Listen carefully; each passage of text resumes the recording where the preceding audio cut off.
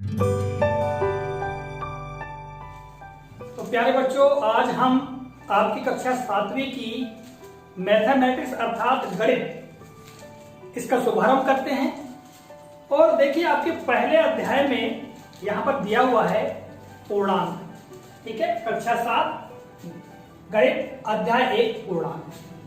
तो हम पूर्णांकों से शुरुआत करते हैं और क्रमशः हम प्रत्येक कालखंड में आपको इसी तरह जानकारी देते रहेंगे। मेरे साथ में है काव्य प्रवाह, और काव्य प्रवाह में कक्षा 7वीं में है और इसे पढ़ना है।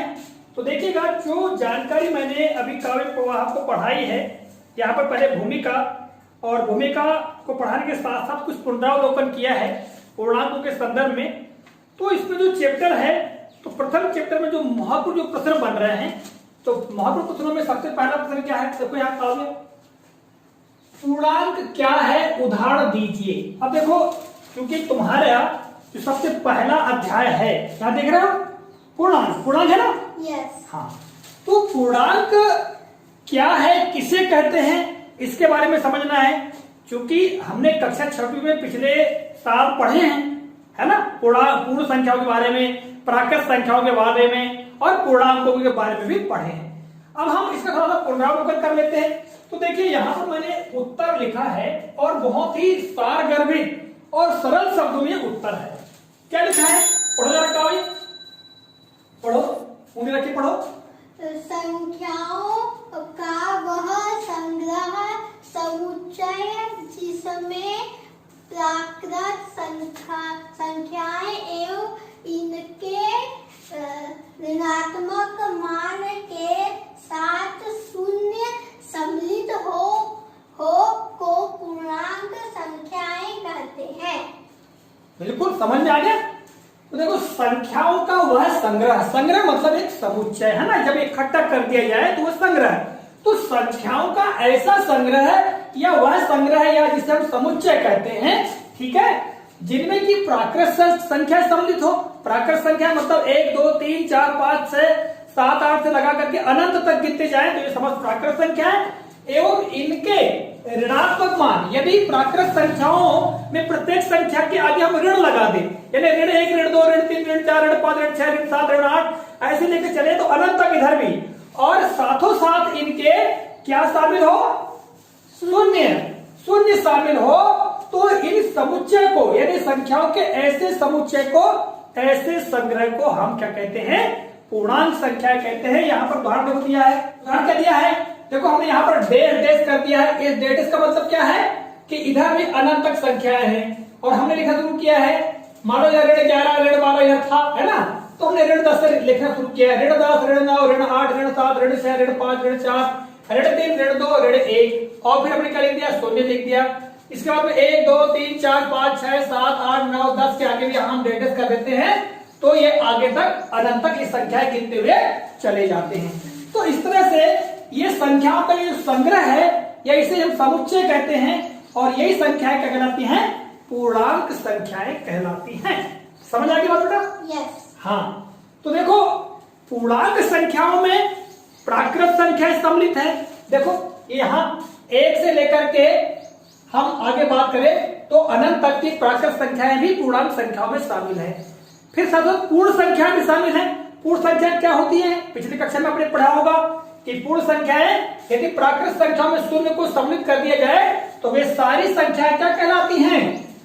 क्या कहलाती हैं? पूर्ण संख्याएं। पूर्ण संख्याएं कहलाती हैं, है ना। तो यहाँ पर देख रहे हैं पूर्ण संख्याएं। यस।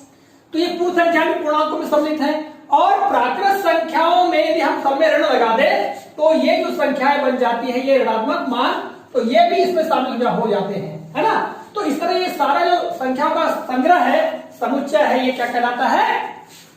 पूर्णांक संख्याएं कहलाती हैं। तो बच्चों, तुम लोग समझ गए होंगे? समझ गए लोग? यस। हाँ, बहुत बढ़िया। अब देखिएगा, आपको पढ़ाते पढ़ाते हमने यहाँ पर संख्या रेखा भी हल करवाई है, ठीक है। संख्या रेखाओं पर संख्याओं को दशांश बताया है हमने, और यहाँ पर संख्या रेखाओं से संबंधित अर्थात जो पूर्णांक संख्याएं हैं वो आरोही क्रम में और अवरोही क्रम में इनको कैसे दर्शाते हैं इसके बारे में बताया गया है। तो आरोही क्रम का मतलब क्या होता है? क्या होता है काव्य? बढ़ता क्रम। बढ़ता क्रम, जैसे 1 2 3 बहुत बढ़िया, ये बढ़ता क्रम है। अर्थात यदि हम कुछ वस्तुओं को ले ले ऊंचाई के आधार पर, तो पहले मतलब इस प्रकार पकड़ो, पुस्तक पकड़ो इस प्रकार से, जैसे ये पहला स्टेप हो गया, दूसरा उसके ऊंचाई पर, फिर उससे ऊंचाई पर, फिर उससे ऊंचाई पर, उससे ऊंचाई पर, ये क्या हुआ? बढ़ता क्रम। यानी जो जीना होता है, जीना यानी सीढ़ियां एक स्टेप पर दूसरा, दूसरे पर तीसरा, तीसरे पर चौथा स्टेप होता है कि नहीं होता? है ना? तो इस तरह ये कहलाता है बढ़ता क्रम। इसी तरह संख्याओं में सबसे पहले छोटी संख्या, फिर बड़ी संख्या, फिर उससे बड़ी, फिर उससे बड़ी, फिर उससे बड़ी, इस प्रकार हम संख्याओं को क्रमशः जमाएं तो वे बढ़ता क्रम कहलाता है। और इसके विपरीत घटता क्रम क्या होता है या अवरोही क्रम क्या होता है? जब हम बड़ी संख्या लिखे, फिर उससे छोटी, फिर उससे छोटी, फिर उससे छोटी, फिर सबसे छोटी, तो ये अवरोही क्रम होगा। जब हम जीने के ऊपर चढ़ते हैं तो चढ़ते समय वो क्या हुआ? आरोही क्रम। पर जब हम उतरते हैं, यानी सबसे ऊंचे वाले स्टेप से हम नीचे उतरते हैं, तो क्या होगा? अवरोही क्रम। तो इसी तरह यदि हम संख्याओं को छोटी संख्या, फिर बड़ी संख्या, फिर उससे बड़ी, फिर उससे बड़ी, फिर उससे बड़ी, यदि ऐसा जमाते हैं तो ये आरोही क्रम। और उसके इसके विपरीत यदि हम सबसे बड़ी पहले, फिर उससे छोटी, फिर उससे छोटी, फिर उससे छोटी, तो ये क्या कहलाता है? आरोही क्रम। ठीक है, यानी घटता क्रम कहलाता है। तो बच्चों देखो, यहाँ हमने एक प्रश्न बनाया है, आपकी जो पाठ्य पुस्तक है यहाँ पर दिया हुआ है, ये नीले बॉक्स में है ना बेटा? अभी नीले बॉक्स में पढ़ा है, तो उससे हमने प्रश्न बना दिया है। और इन प्रश्नों को आपको पक्की कापी में नोट भी कर लेना है। अभी काव्य नोट करेगा इनको, ताकि आपकी पढ़ाई आगे जारी रहेगी। ठीक है, तो देखिएगा यहाँ पर हम प्रश्न 2 पढ़ते हैं। पढ़ा जाना काव्य के लिखा है, नीचे दी गई संख्या रेखा पर B D H J M M M O पर कौन से पूर्णांक आएंगे, जबकि ई व एफ पर क्रमशः ऋण 3 व ऋण 2 दर्शाए गए हैं। प्रश्न क्या है कि नीचे दी गई संख्या रेखा, इधर संख्या रेखा है। संख्या रेखा क्या होती है इसके बारे में हमने पहले बताया है और आप जानते भी होंगे।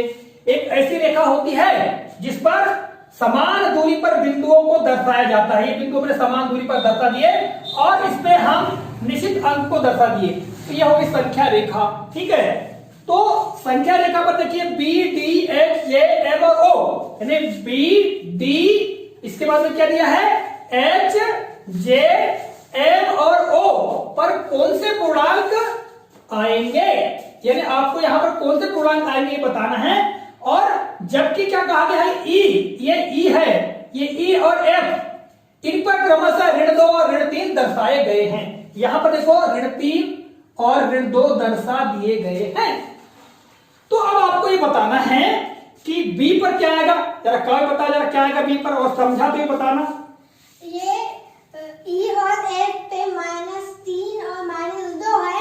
इसके लिए हम इससे पीछे तक जाएंगे तो ऋण 3 है, यहाँ तो ऋण 4, ऋण 5 और यहाँ ऋण 6, इसलिए बी पर ऋण 6 आएगा। बहुत बढ़िया, शाबाश बेटा। आगे बढ़ो, आगे क्या कह रहा है? डी पर क्या आएगा? ऋण 3 के पहले ये है डी है, इसके लिए ऋण 3 और यहाँ ऋण 4, मतलब यहाँ पे ऋण 4 आएगा। हाँ, बहुत बढ़िया, बहुत बढ़िया। आगे क्या कह रहा है? एच, एच पर क्या आएगा? यहाँ पे ऋण 2 है, तो इसके आगे ऋण 1 आएगा और ऋण 1 के आगे 0, इसलिए यहाँ 0 आएगा। बहुत बढ़िया। अब आगे देखो क्या कह रहा है?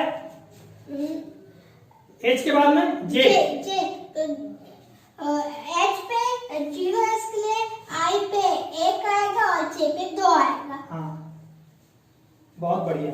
उसके बाद एम बोल रहा है, तो मतलब जे पे 2 है, इसके लिए के पे 3, एल पे 4 और एम पे 5 आएगा। हाँ, और उसके बाद ओ बोल रहा है, तो एम पे 5 है, इसलिए एन पे 6 और ओ पे 7। बहुत बढ़िया। तो बच्चों समझ में आ गया होगा कि बहुत सरल है। यहाँ पर पहले से ही ऋण 2 और ऋण 3 दर्शाया गया है एफ और ई पे, तो हम इधर क्रमशः दर्शा सकते हैं। डी हमारे ई के बाएं तरफ है, तो इधर क्या होगा? ऋण 4 हो जाएगा। इस तरह भी काव्य ने समझाया आप लोगों को, इस तरह हमको संख्या रेखा पर संख्या दर्शा देना है, कोई दिक्कत की बात है ही नहीं है ना। इसके बाद अगला प्रश्न क्या है? अगला प्रश्न हम पढ़ देते हैं। पूर्णांकों 7, ऋण 5, 4, 0 एवं 4 को आरोही क्रम में क्रमबद्ध कीजिए। आरोही क्रम में क्रमबद्ध करना है, आरोही क्रम में लिखना।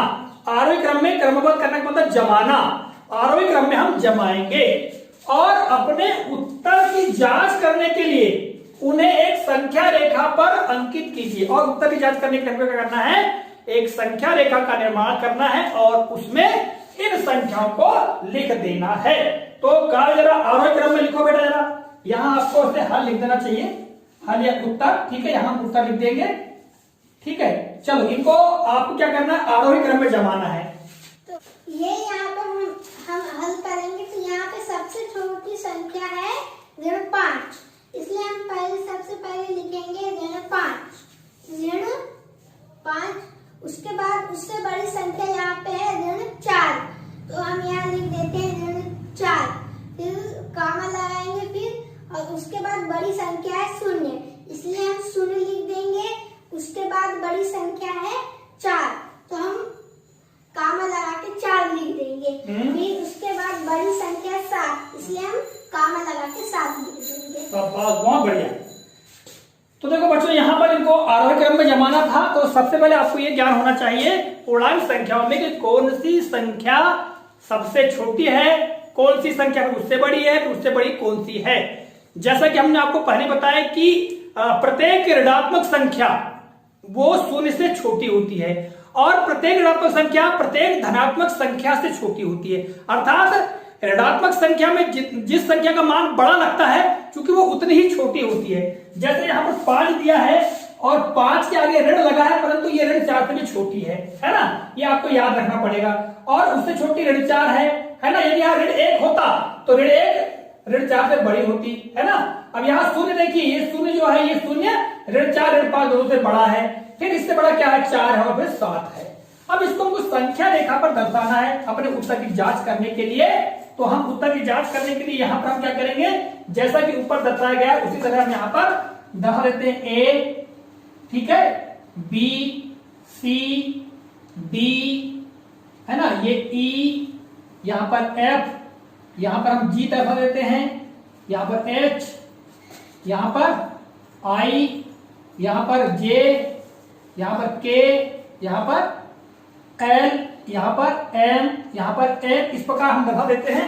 और यहाँ पर देखिए, यदि हम ऋण 5 को दर्शाएंगे सबसे पहले मान लो बी पर, यहाँ ऋण 5 को बी पर दर्शाएंगे तो ऋण 4 कहां पर आ जाएगा, सी पर आ जाएगा ऋण 4। इसके बाद यहाँ पर 0 कहां पर आ जाएगा, क्योंकि ऋण 4 के बाद ऋण 3, ऋण 2, ऋण 1, यहाँ आ जाएगा जी पर 0। इसके बाद 4 कहां जाएगा, 0 बाद 1 2 3 4, तो यहाँ क्या जाएगा 4, और 7 कहां जाएगा, 4 पर 5 6 और ये 7 एन पर, है ना। तो इस तरह से हम अपने उत्तर की जांच भी आसानी से कर सकते हैं। तो देखो बच्चों, इस कालखंड में हमने आपको जो पूर्णांक संख्याओं से परिचय देते हुए इनके मानों के बारे में बताया है ना। अगले कालखंड में हम इसके आगे की जानकारी आपको देंगे, ठीक है। काव्य सभी बच्चों को बोलिए जय हिंद। जय